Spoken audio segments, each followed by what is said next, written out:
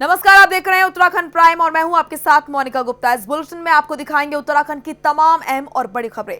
चलिए शुरुआत करेंगे देहरादून से। इस वक्त की बड़ी खबर आ रही है। कांग्रेस विधायकों ने राज्यपाल बेबी रानी मौर्य से मुलाकात की है।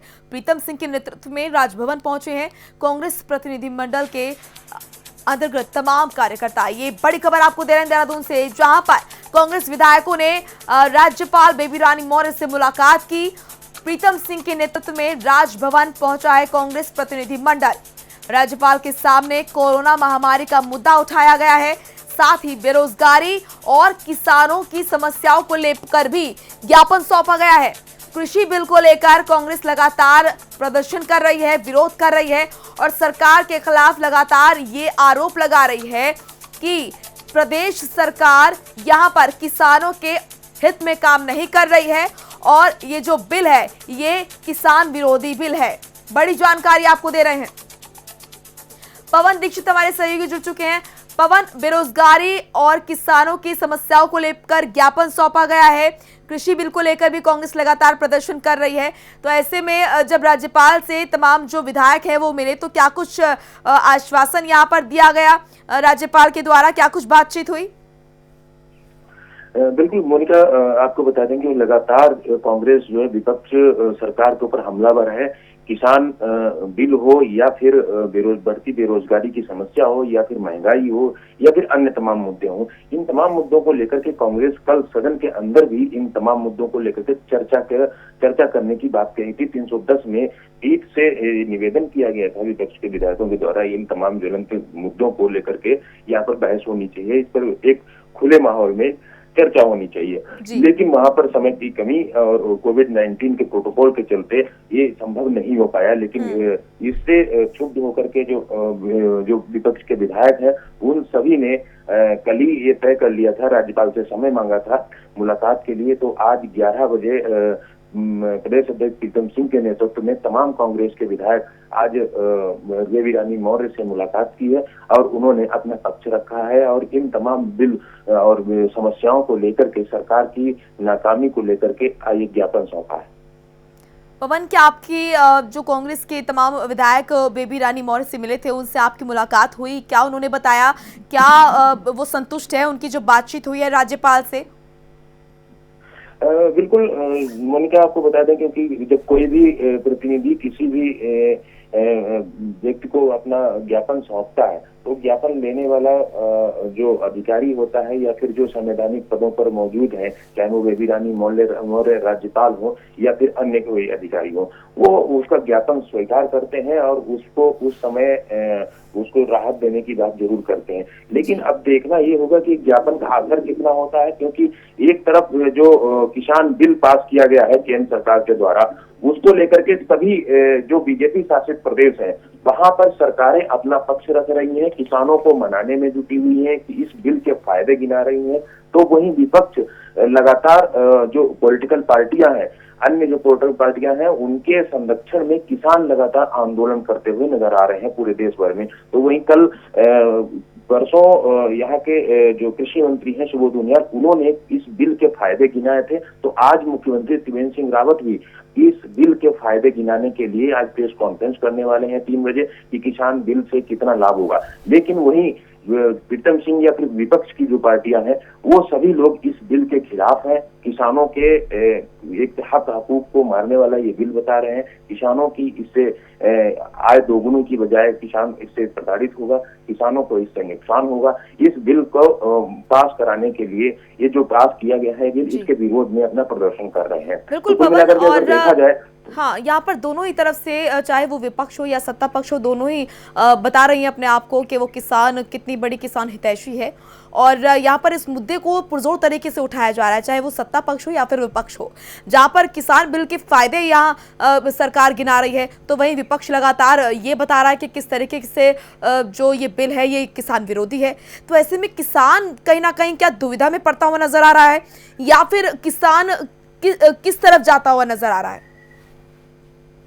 बिल्कुल, ये कुल मिलाकर के किसान को जिस तरीके से काम करना चाहिए या किसान को जो फायदा या नुकसान होना है, किसान उन सभी चीजों को देखते हुए अपना काम कर रहा है। किसान किसी भी पॉलिटिकल एजेंडे के तहत काम नहीं कर रहा है, लेकिन किसान ये अपने हित की बात बखूबी समझता है।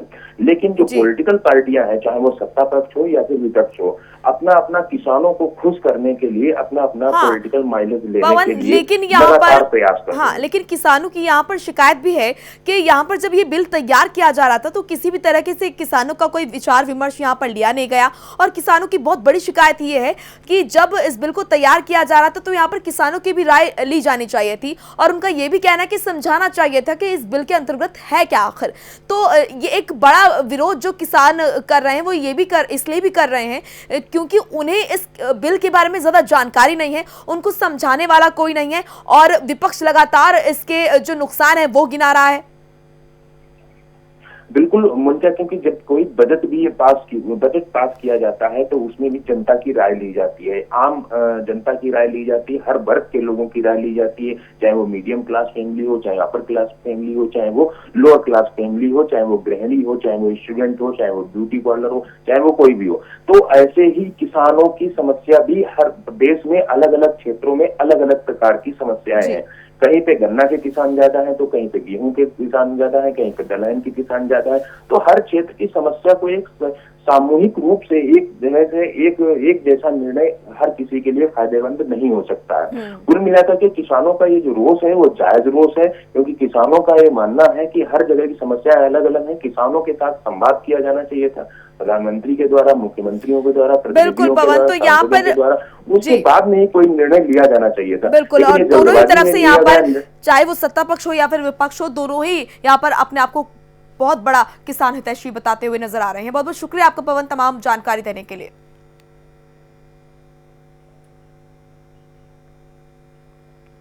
वहीं पर पूर्व केंद्रीय मंत्री उमा भारती पहुंची हैं बद्रीनाथ धाम। इस वक्त की बड़ी खबर आपको दे रहे हैं, पूर्व केंद्रीय मंत्री उमा भारती बद्रीनाथ धाम पहुंची हैं। सड़क मार्ग से बद्रीनाथ धाम पहुंची हैं उमा भारती। उमा भारती ने बद्रीनाथ धाम के दर्शन किए, पूजा अर्चना की विधि विधान के साथ। ये बड़ी खबर आपको दे रहे हैं, पूर्व केंद्रीय मंत्री उमा भारती बद्रीनाथ धाम पहुंची। उन्होंने सड़क मार्ग से बद्रीनाथ धाम वो पहुंची हैं और उन्होंने बद्रीनाथ धाम में पूजा अर्चना की, विधि विधान से उन्होंने भगवान के दर्शन किए। और ये तस्वीरें आपको उस वक्त की दिखा रहे हैं जब उमा भारती बद्रीनाथ धाम पहुंची और उन्होंने विधि विधान के साथ पूजा अर्चना की। तो पूर्व केंद्रीय मंत्री उमा भारती बद्रीनाथ धाम पहुंची और सड़क मार्ग से वो बद्रीनाथ धाम पहुंची हैं। इसके बाद उन्होंने बद्रीनाथ धाम में विधि विधान के साथ पूजा अर्चना की, भगवान के दर्शन किए और काफी खुश वो नजर आ रही हैं। इस दौरान तस्वीरों में साफ नजर आ रहा है, भ्रमण करती हुई नजर आ रही हैं। बद्रीनाथ धाम में उन्होंने पूजा अर्चना की और विधि विधान के साथ उन्होंने भगवान के दर्शन किए।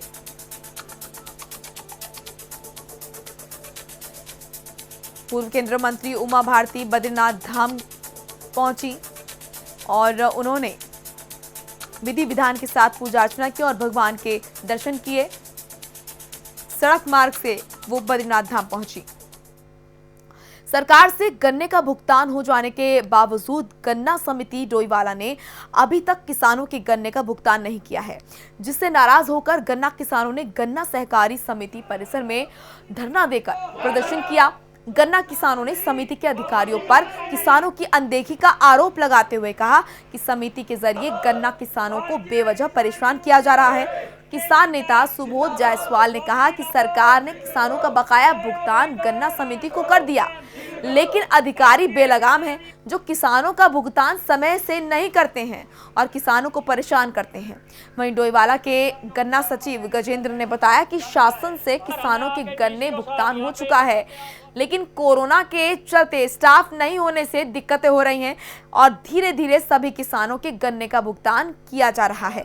तो डोईवाला में गन्ने के भुगतान को लेकर किसानों का प्रदर्शन चल रहा है। तस्वीरें आप देख सकते हैं, किसानों ने गन्ना सहकारी समिति परिसर में धरना दिया, अधिकारियों पर किसानों को परेशान करने का आरोप लगाया है। आपको बता दें कि सरकार की तरफ से यहां पर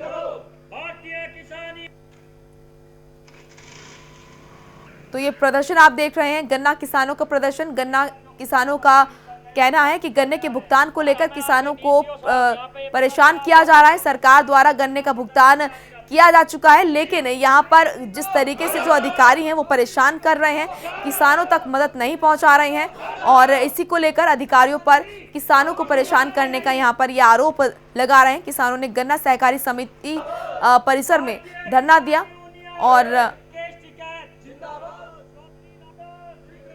सीएम साहब को ये कहूँगा कि आप लोगों का तो पहले तो धन्यवाद है सरकार का, जो हमारे इतना करने के बाद में आप लोगों ने भुगतान किया। और सीएम साहब को उनकी विधानसभा के अंदर ऐसे भ्रष्ट अधिकारी पाल रखे हैं। देख लो सीएम साहब कि जो 15 दिन का शासनादेश होने के बाद भी आज किसान फिर धरने पर बैठा है। कम से कम इस चीज़ को संज्ञान में लें। मैं वही तो बोल रहा हूँ सरकार, मैं सीएम साहब से यही बोलना चाह रहा हूँ कि आपने विधानसभा में देख लीजिए किस तरह आपकी विधानसभा के अंदर किस तरह का भ्रष्टाचार हो रहा है। और यहाँ 15 दिन के बाद में आपके शासनादेश होने के बाद भी यहाँ भुगतान नहीं हुआ है, तो किसान कहाँ जाएगा बताओ आप। सरकार की तरफ से पूरा भुगतान हो गया है। शुगर मिल के द्वारा हमें चेक शनिवार को प्राप्त हुआ था, जिसमें हमने जो है हमारे पास सामयिक लिपिक न होने के कारण थोड़ा इसमें लेट हुआ है। जैसे ही सामयिक लिपिक आए हैं, मैंने तुरंत जो है 2 दिन में मंगलवार को जो है 15 मार्च तक का भुगतान भेज दिया है और शेष भुगतान भी जो है सोमवार तक को जो है भेज दिया जाएगा। इसमें दिक्कतें ये हैं कि कोरोना काल में मेरे द्वारा जो है बिना फिजिकल कॉन्टैक्ट के सारी पर्चे SMS द्वारा जारी की गई, जिनको मिलान में थोड़ा समय लग पा रहा है। तो वहीं पौड़ी डीएम धीरज सिंह गर्ब्याल आज परसुंदा खाल के पैदल वो पहुंच विधियों की जानकारी ली और उसकी दी। जिलाधिकारी ने बताया कि इस बार पहाड़ी काश्तकारों के जरिए लॉकडाउन में की गई खेती और इस दौरान हुए उत्पादन की सही जानकारी के वो पहाड़ी काश्तकारों के बीच आए हैं। डीएम का कहना है कि लॉकडाउन के समय बाहर से आए प्रवासियों ने भी खेती के गुण सीखे और अपनी बंजर जमीन पर खेती की, जिससे पहाड़ी क्षेत्रों में अन्य वर्षों की अपेक्षा इस बार ज्यादा पैदावार देखने को मिल रही है। इस दौरान कृषि विभाग की ओर से धान कटाई कार्यक्रम को जिलाधिकारी ने हरी झंडी दिखाई। तो पौड़ी धान कटाई तकनीक का जायजा लिया।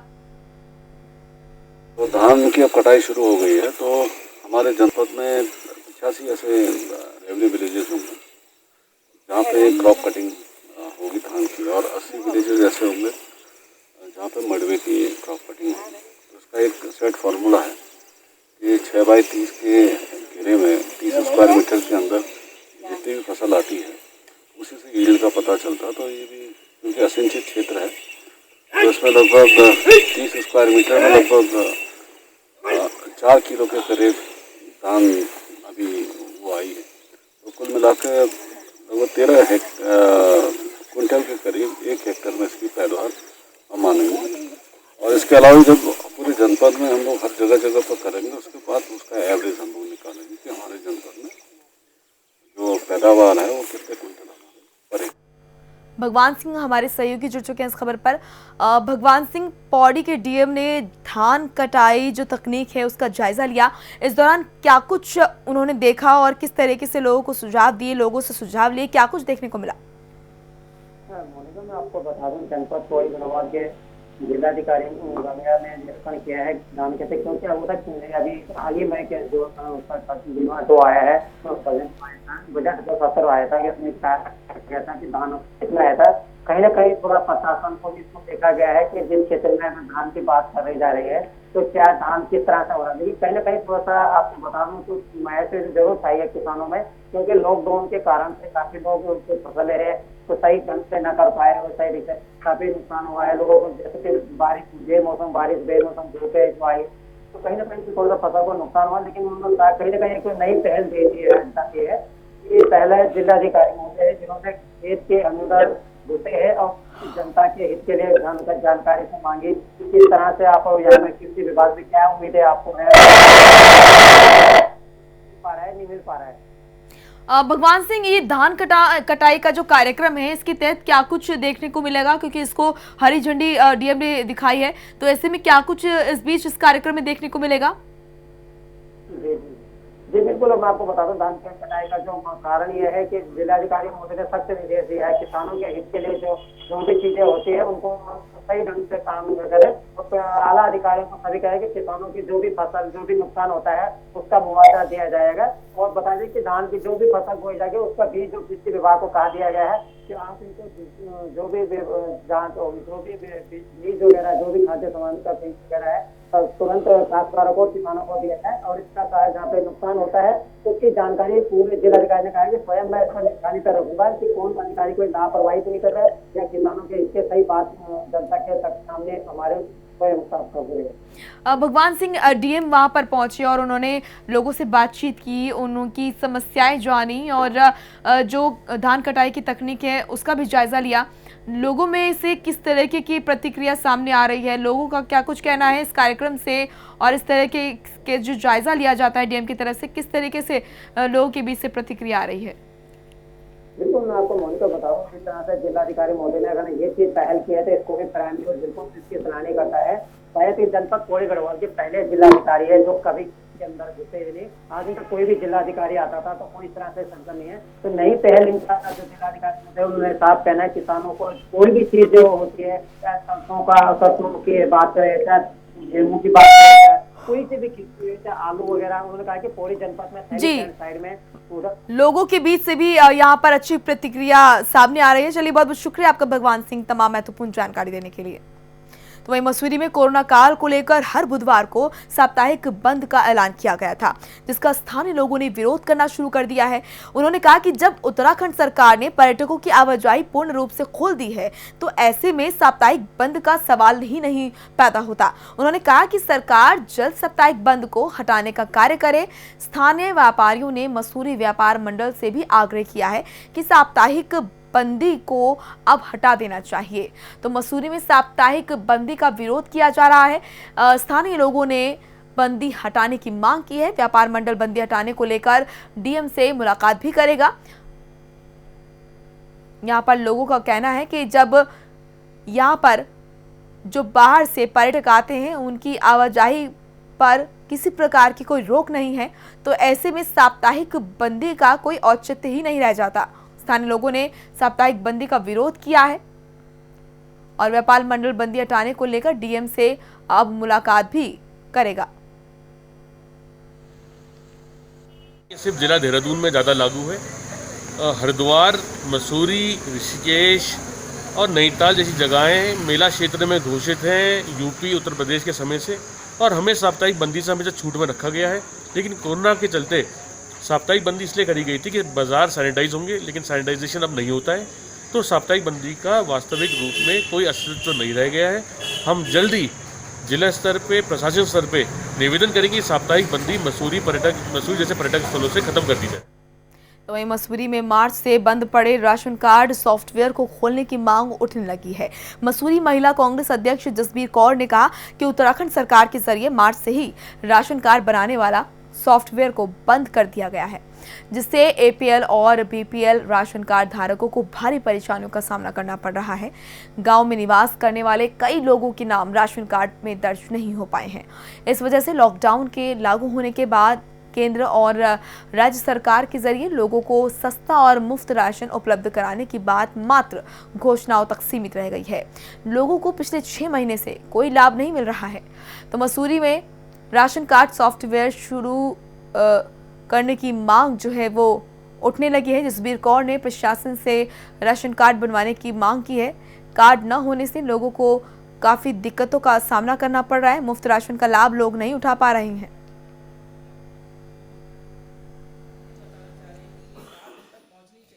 दिया था, परंतु उस पर अभी तक कोई कार्रवाई नहीं हुई, क्योंकि जो हमारे माननीय सोनिया गांधी जी ने सफ़ेद कार्ड बनाए थे गरीबों के लिए, आज ये दशा है कि गरीबों के पास वो कार्ड नहीं है। उसका कारण यह है कि ये लोग सॉफ्टवेयर नहीं खोल रहे। वो कार्ड ऑनलाइन कर दिए गए, परंतु सॉफ्टवेयर ना खुलना उसका एक कारण है कि वो कार्ड बन ही नहीं पा रहे। लोग अपने कागज़ लेकर घूम रहे हैं, आय प्रमाण पत्र बना रहे हैं, तहसील में पैसा दे रहे हैं, परंतु उसमें कोई कार्रवाई नहीं हो रही। क्यों? और हम अधिकारी के पास जाते हैं तो उसके द्वारा यही कहा जाता है कि अभी सॉफ्टवेयर नहीं खुल रहा। तो इस समय, जो महामारी के समय, अगर गरीब आदमी को सस्ता राशन मिला जाए, क्योंकि सरकार तो बहुत बड़ी बड़ी बातें कर रही है कि हम सस्ता राशन दे रहे हैं, परंतु गरीब को वो राशन मिल ही नहीं रहा। इसलिए ये बहुत बड़ी समस्या है आज की डेट में हमारी एक पहचान पत्र को लेके, क्योंकि उसका भी कई वर्षों से जो है सॉफ्टवेयर नहीं खुल रहा। तो वहीं रुद्रप्रयाग में विकास भवन और जिलाधिकारी कार्यालय को जोड़ने वाली सड़क पिछले 2 साल से बेहद खस्ता हालत में है, लेकिन इसे ठीक नहीं किया जा रहा, जिससे आए दिन लोगों को भारी नुकसान उठाना पड़ रहा है। वहीं प्रशासन इस तरफ कोई ध्यान नहीं दे रहा, जिससे प्रशासन के खिलाफ लोगों में गुस्सा है और लोग लगातार ये मांग कर रहे हैं कि जल्द से जल्द इस सड़क को ठीक किया जाए, वरना वो प्रदर्शन करेंगे। रुद्रपुर में खस्ताहाल सड़क से जो जनता है वो बेहाल है। सड़कों से गुजरने वालों के लिए मुसीबत बन चुकी है ये सड़क। तस्वीरें आप देख सकते हैं किस तरीके से जो सड़क है उसकी कितनी खस्ता हालत है, और आप समझ सकते हैं कि इस सड़क से जो भी वाहन गुजरता होगा उसकी क्या हालत होती होगी। प्रशासन की बेरुखी से लोगों में गुस्सा है। प्रशासन को कई बार इस सड़क की स्थिति से अवगत कराया जा चुका है, लेकिन यहां पर किसी भी तरह की कोई कार्रवाई नहीं होती है।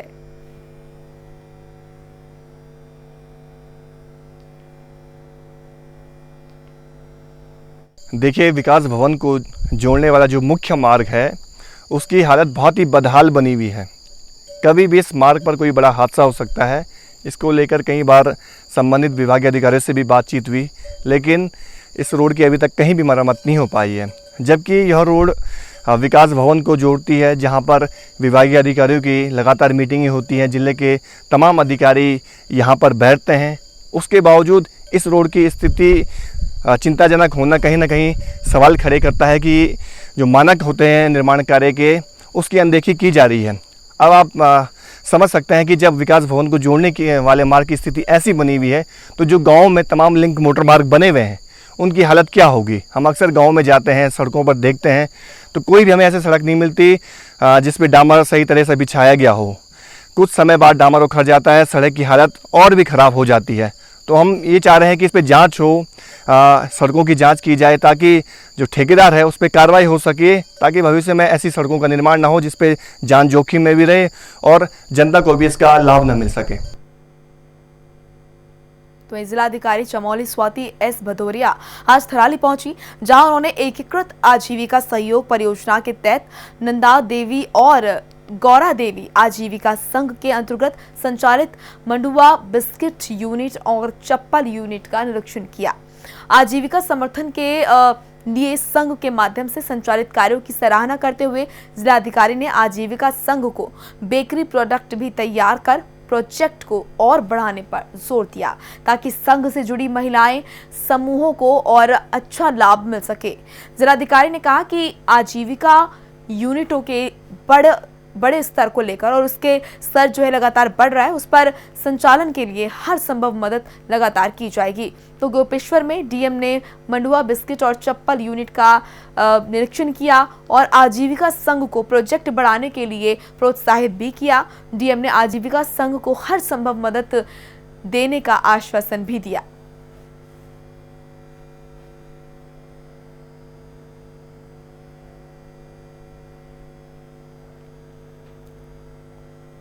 तो डीएम ने आजीविका संघ को हर संभव मदद देने का आश्वासन दिया है और साथ ही डीएम ने मंडुआ बिस्किट और चप्पल यूनिट का निरीक्षण किया और प्रोत्साहित भी किया। आजीविका संघ के प्रोजेक्ट को बढ़ाने के लिए भी प्रोत्साहित किया है।